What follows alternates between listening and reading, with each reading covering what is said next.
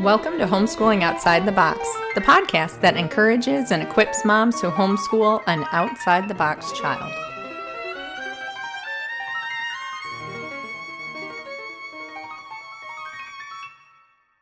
Hey there, I'm Cindy Renna, and today I cannot wait to talk to you about nature study. I've got a resource that I hope will really bring some joy into your kiddos' lives. But before we get started, I have to tell you what I did yesterday, because I feel like I sort of have this cool secret I've been hanging on to, but I really want to share it with you because it's actually something that you will get to enjoy too if you sign up for it. The wonderful ladies over at Wild and Free were not able to do their normal conference this year because of COVID. So in lieu of that, they put on a very small conference where they had the same live speakers that they were going to have, and it was all recorded because they are going to do a simulcast in October. So I will leave a link to that in the show notes, and you can get signed up to watch the actual simulcast. But I was fortunate enough to be in the audience of that. And the story of how I got to be one of those lucky ones is actually pretty funny. I woke up to a text that said, "Hey, are you still awake? Do you want to go meet Sally Clarkson on Saturday?" To which, around 5 o'clock in the morning, I texted back, "Yes, absolutely." For those of you who have listened to the show for a while, you know how much I love Sally Clarkson.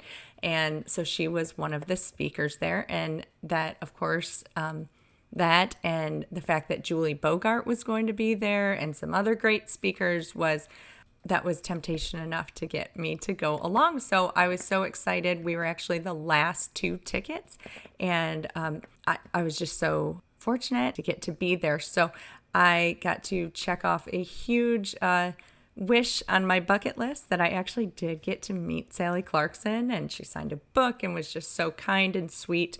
And she actually came and spoke and was moving to Oxford the next day. So I just am always amazed by her. She just blows my mind. It's incredible to think that she left that conference and then just moved to another country. So if you don't listen to Sally Clarkson, you should just stop listening to this podcast right now and go find her because she is just wonderful, wonderful. But there were lots of great speakers there. Like I mentioned, Julie Bogart, who of course has been a wonderful guest on Homeschooling Outside the Box. We had an awesome episode on poetry.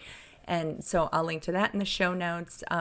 Other great ladies like Leslie Martino and, of course, Ansley Arment and Rochelle Barberina, Amber O'Neill Johnston, Elsie Aicedo, Greta Eskridge. So, I mean, just really great encouraging messages there. The Hunts played, who I've never heard of, but are a wonderful band. They're actually a bunch of siblings who were homeschooled and then started this really neat indie alternative folk band. So just a really great experience. Of course, it was very small and we had to wear masks when we were outside and we were socially distanced and everything. So I'm sure the conference didn't feel the way it normally does. I've never been able to attend one of their other ones, but nonetheless, it was still a wonderful experience. And the smaller number actually made it a lot more intimate. So you could really talk to the speakers and kind of have some time to get to know them a little bit. So I also got to meet Jen Verity and Tina Ingold and Tony Weber and the hilarious Betsy Jenkins. If you don't know who that is, she is on Instagram at homeschooling with the classic. I literally laugh out loud to myself, all by myself, me and my phone, cracking up.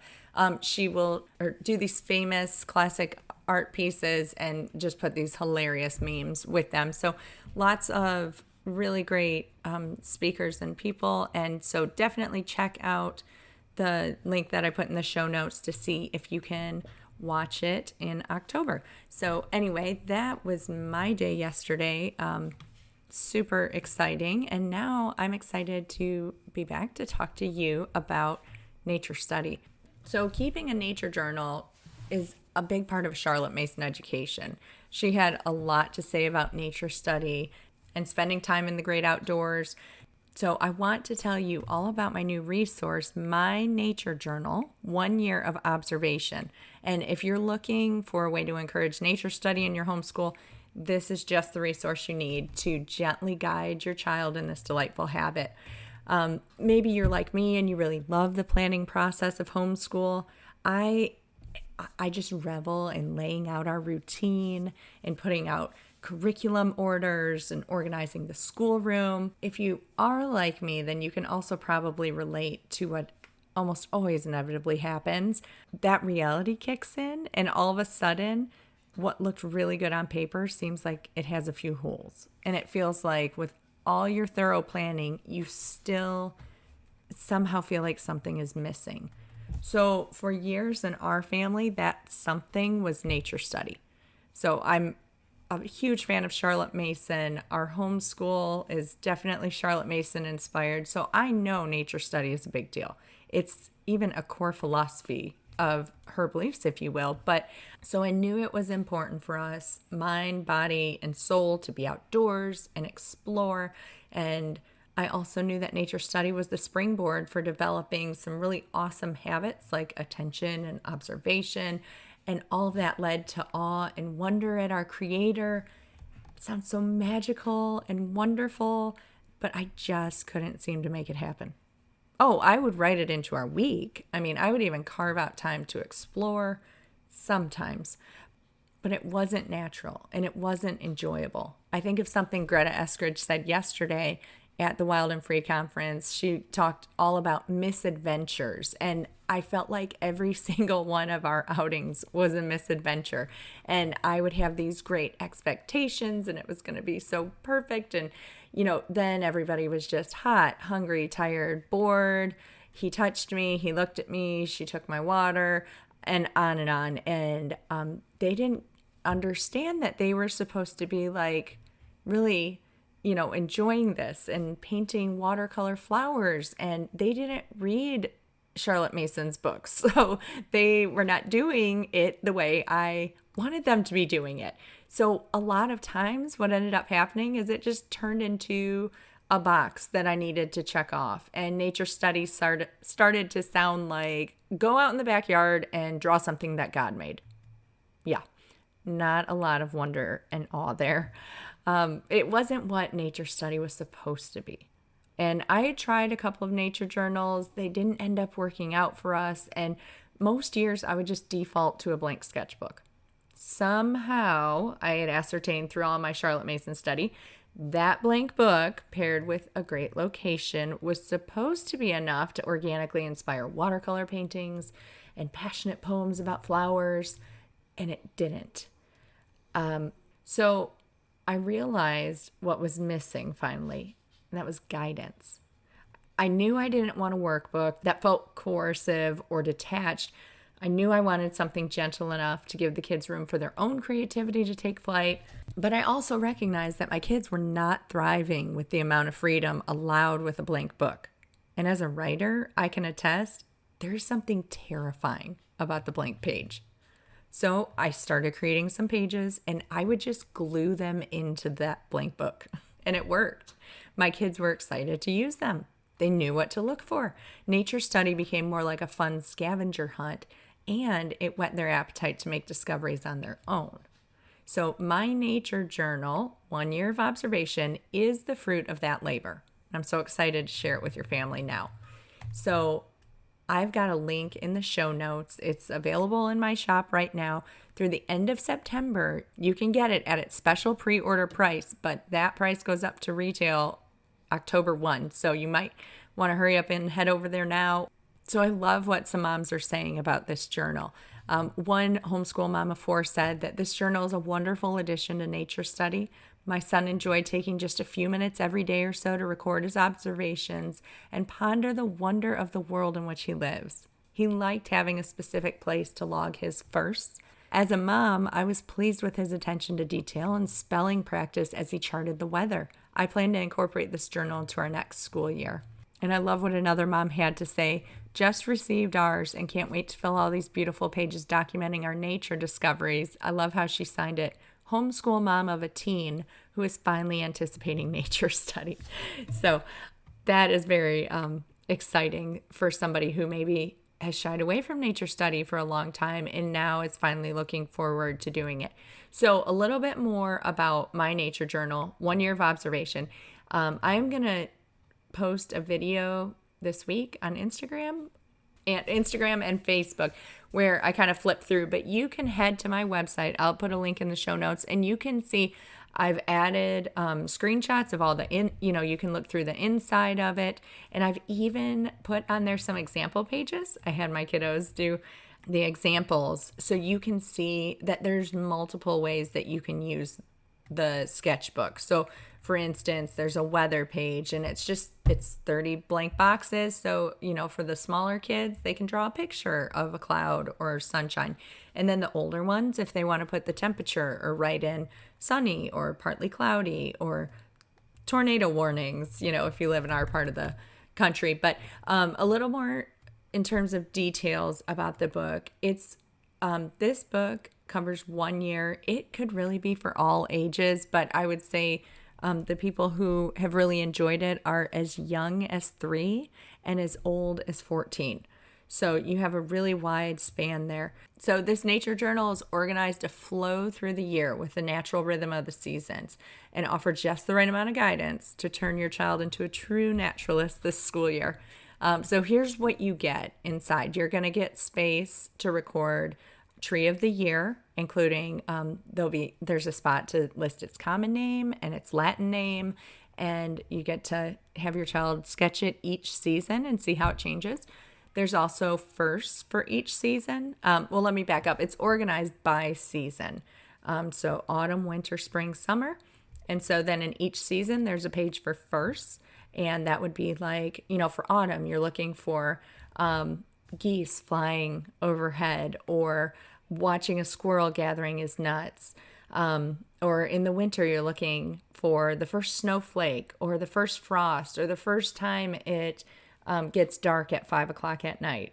And some things for spring are going to be like when the first daffodils pop up or the first spring flowers. And in summer, looking for times where the sun stays out past 8 o'clock at night, or the first time it hits over 80 degrees, or things like that. So you're able to track first for each season. And there's lots of them. I just gave an example of a couple. Also weather. You can track weather for 30 days. So for a whole month of weather for each season. And there's no dates or numbers. So it's just 30 days. You can pick whatever days you want. There's no pressure like, oh, we missed a day. It's not set up like that. And then leaves for each season. So that's really neat because then your kids get to see, of course, in the autumn, that one's so easy because you're looking for all the gorgeous color changes. But then in spring, you're looking for, leaves like new growth and how the leaves look. And then in summer, of course, that deep green, rich color. Another thing for each season would be flowers. And again, just like leaves, that's going to change each season. And watching your child realize there's really not many flowers in the winter, and there's only a special few. And then there's so many to choose from in the spring. There's space for all of that. And then there's space to mark birds for each season. And again, you can use these pages however you want. You can have your child sketch birds. I personally, in my nature journal, because I keep a nature journal, I like to track what birds come to our feeder each month. And it's so funny because for the first time this year, I realized it has been like crickets at the bird feeder this month. And I'm not sure why, but I haven't seen a robin around lately. And so those are things that I'm just picking up on recently because I will list the birds of each season. There's also an area to mark creatures for each season. So these are all of your squirrels and your chipmunks and snakes and any other creature that you might see. There's also a page for insects and arachnids. So hopefully no matter where you live, this will be inclusive enough to include any types of creepy crawlers in your area. And there are exploration pages for each season. So I put 2 pages for each season that have space for a sketch, but then they also have a space to write. And so these are your explorations when you go out on a nature hike and you go to maybe a special place, and your child has room to maybe write about it. I'm thinking of Diary of an Edwardian Lady, where oh my goodness, I mean, if you don't know anything about nature study and then you're just listening to this podcast, do not Google this woman's book. it will make you think, what? That's how I'm supposed to do it. No, that's how she did it. Edith Holden, and it is breathtakingly gorgeous. It's a work of art. It's all watercolors and poems, and it's just really, really beautiful, but it can be intimidating if you're not familiar with nature study. But I did want to leave some room if you do want to add a poem or a long descriptive passage about your walk. There's some space for that, and there's also some free pages in the back of it, so that older children can add their own thoughts, or if they want to sketch something that maybe wasn't covered. Okay, and then in each season, I add sort of a special page. So for autumn, it's moon phases. In the winter, it's constellations. In the spring, it's fungi and moss. And then in the summer, it's rocks and seashells. So you can put all of your beach finds on those pages. So this little book is just like 6.5 by 9. So it's compact, it's lightweight, it's spiral. It's got protective plastic covers on the front and back, so it can take some wear and tear. It's made with heavy cardstock pages, so it's suitable for mixed media. The themed pages give gentle guidance, and like I said, there's some free sketch pages for overflow observation. And then I put on each page quotes from Charlotte Mason. So if you really know nothing about nature study, these will really guide you as to what she was hoping people would be looking for in their study. And these will inspire and encourage you and your child to sort of think about nature study in a fresh way. So you can take this little book along on a hike. Some other ways that we've used it is outside right after an aha moment, or right now, this time of year, we've just sort of finished up the cicada season. We're right at the end of it. So, of course, we find all the exoskeletons hooked to everything around here. So that's a great example of we would sort of see one, and then we can run in and sketch in the book about it. You could use it inside accompanying your science study. So we do this all the time. We right now are going through Nature Anatomy. I will link to that in the show notes. I've talked about that on Instagram before. I just love Julie Rothman's books. They're works of art. They're gorgeous. But for the younger years, we literally just go page by page through Nature Anatomy, and that is our science. And so the kids will either tell back about it, or I will have them sketch something. For instance, when we got to like different kinds of shells, I'd say pick, a couple of your favorite shells and add them to your nature book. So you can, or to your nature journal. So you can use this journal alongside science study, and it can be where your children put their narrations. You can also use it during a planned nature outing.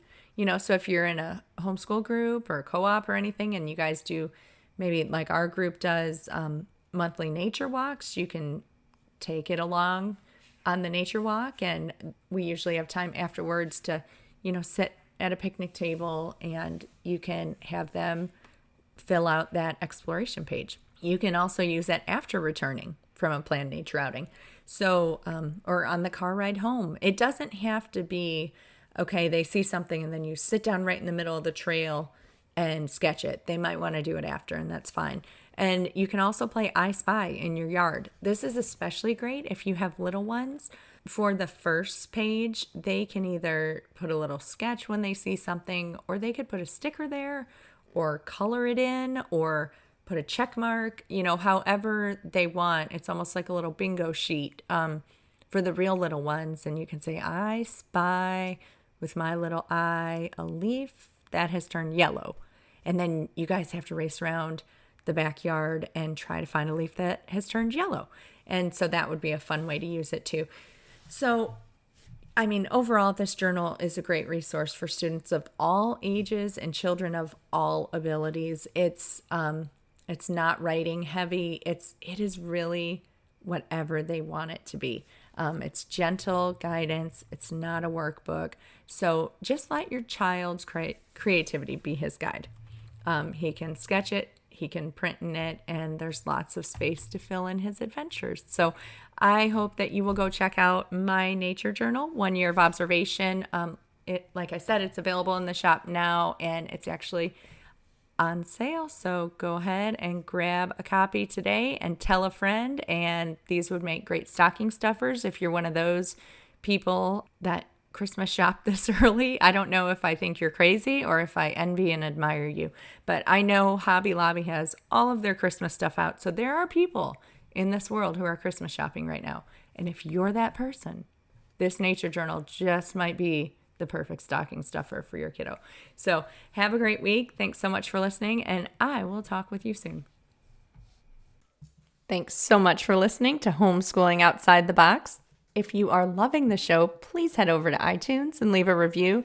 This is a great way to help other moms just like you find encouragement in their homeschool with their outside-the-box child as well. For more encouragement, be sure to head to cindyrenna.com and you can check out some great blog posts as well as a shop that will help equip you on your homeschooling journey.